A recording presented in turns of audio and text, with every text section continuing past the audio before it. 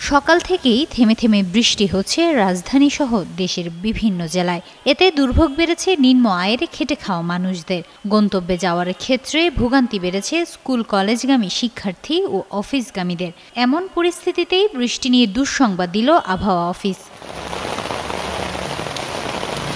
মঙ্গলবার আবহাওয়া অফিসের পূর্বাভাসে বলা হয়, আগামী ২৪ ঘন্টার মধ্যে দেশের ৪টি বিভাগ খুলনা, বরিশাল, চট্টগ্রাম ও সিলেটে মাঝারি থেকে অতি ভারী বর্ষণের সম্ভাবনার কথাও জানিয়েছেন আবহাওয়া অধিদপ্তর।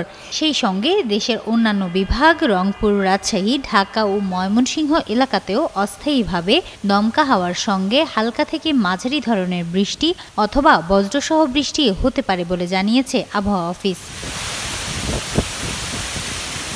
এদিকে বাংলাদেশ আবহাওয়া অধিদপ্তর থেকে দেওয়া ৫ দিনের আবহাওয়া পূর্বাভাসে দেখা যায়, বুধবার সকাল ৯টা থেকে পরবর্তী ২৪ ঘন্টায় উল্লেখিত ৪টি বিভাগে অনেক জায়গায় বৃষ্টিপাত অব্যাহত থাকবে। কোথাও কোথাও ভারী থেকে অতি ভারী বর্ষণ হতে পারে, যা জনজীবনে সাময়িক দুর্ভোগ সৃষ্টি করতে পারে।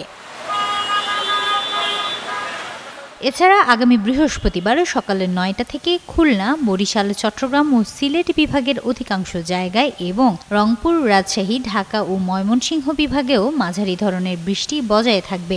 একই সাথে আগামী শুক্র ও শনিবার পর্যন্ত রাজশাহী, রংপুর, ঢাকা, ময়মনসিংহ ও সিলেট বিভাগে বৃষ্টিপাত একটু কমে এলেও হালকা থেকে মাঝারি ধরনের বৃষ্টি অব্যাহত থাকবে। পঞ্চম দিনেও দেশের বিভিন্ন অঞ্চলে বৃষ্টিপাতের প্রবণতা থাকবে বলে পূর্বাভাসে বলা হয়েছে।